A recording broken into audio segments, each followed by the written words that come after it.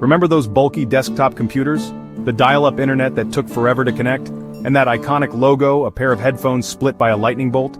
For many of us who grew up in the late 90s and early 2000s, these are all nostalgic reminders of Napster, the revolutionary peer-to-peer music sharing service that took the world by storm. It was a time when music was about to change forever. A time when the internet, still in its infancy, challenged the very foundations of the music industry. Napster was more than just an app, it was a cultural phenomenon.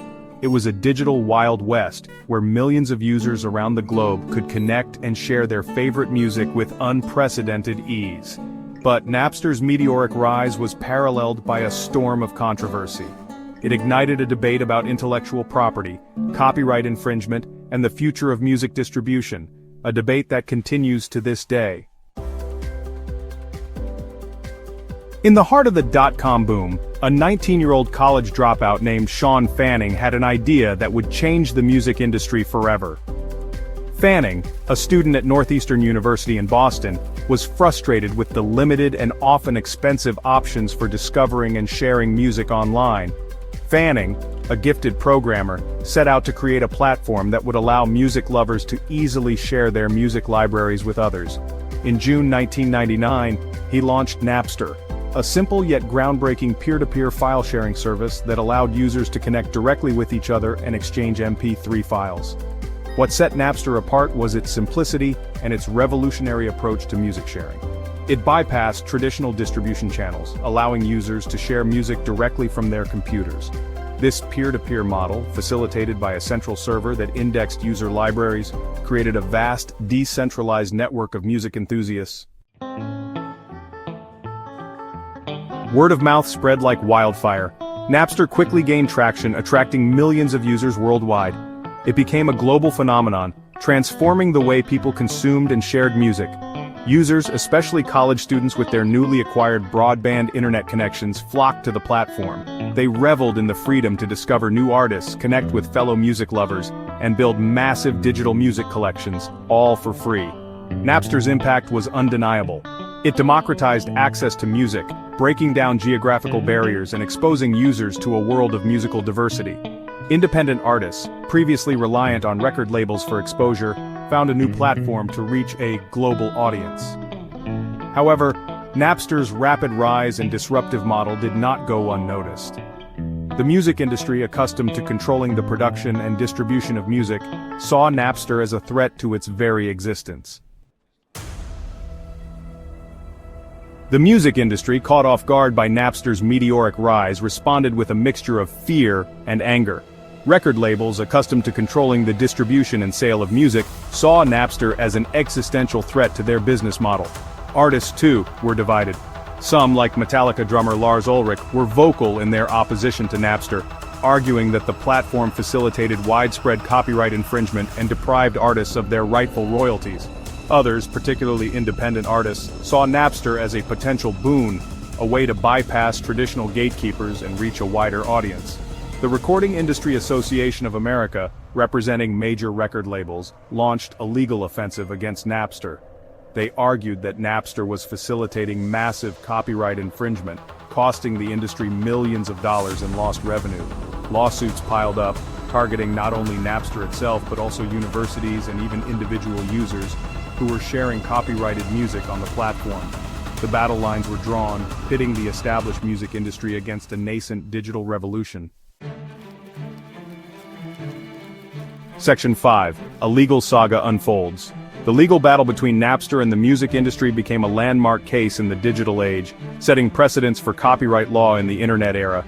At the heart of the case was the question of whether Napster, as a platform provider, could be held liable for the copyright infringement of its users. Napster argued that it was merely a conduit for file sharing, similar to a telephone company, and should not be held responsible for how users chose to use its technology.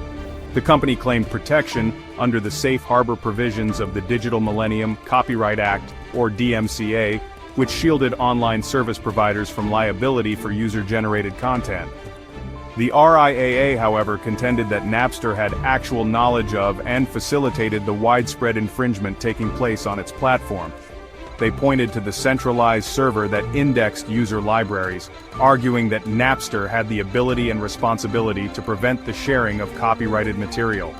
The court battles raged on for months, captivating the attention of the tech world, the music industry, and the general public. The outcome of the case would have far-reaching implications for the future of online file sharing and the very nature of copyright in the digital age. Section 6. The Fall of Napster. In July 2001, the U.S. Court of Appeals for the Ninth Circuit ruled against Napster, siding with the music industry. The court found that Napster had actual knowledge of the infringing activity on its platform and had the ability to block access to copyrighted material. The court's decision was a major blow to Napster. The company was ordered to implement a filtering system to prevent the sharing of copyrighted songs, a task that proved technologically challenging and ultimately unsustainable. Facing mounting legal pressure and the prospect of crippling financial penalties, Napster was forced to shut down its service in July 2001. Millions of users worldwide were left without their beloved music platform, marking the end of an era. The fall of Napster sent shockwaves through the tech industry and the music world. It served as a stark warning to other file-sharing platforms and highlighted the legal complexities of copyright law in the digital age. Section 7. From the Ashes of Napster. Although Napster's reign was short-lived, its impact was profound and far-reaching. It had irrevocably altered the landscape of music consumption, paving the way for a new era of digital music distribution. In the wake of Napster's shutdown, a new breed of music services emerged, seeking to capitalize on the demand for digital music while navigating the legal complexities of copyright. These services, unlike Napster, aim to strike a balance between providing access to music and compensating rights holders. Apple, under the visionary leadership of Steve Jobs, launched iTunes in 2003. iTunes offered a legal and user-friendly way to purchase and download digital music, providing a much-needed alternative to piracy. Its success proved that consumers were willing to pay for digital music if it was convenient and affordable. Section 8. Napster's enduring legacy. Napster's legacy extends far beyond its short lifespan. Its impact on the music industry and consumer behavior continues to resonate today. Napster's influence is evident in the rise of streaming services like Spotify, Apple Music and Tidal, which dominate the music landscape today. These platforms, offering millions of songs on demand for a monthly subscription fee, are a testament to Napster's vision of making music easily accessible to all. Napster demonstrated the power of technology to disrupt established industries and empower consumers. It also highlighted the importance of finding sustainable business models that balance the interests of creators, consumers, and technology platforms. The lessons learned from Napster continue to shape the ongoing debate surrounding copyright, digital distribution, and the future of the music industry. Section 9. A Revolution Realized.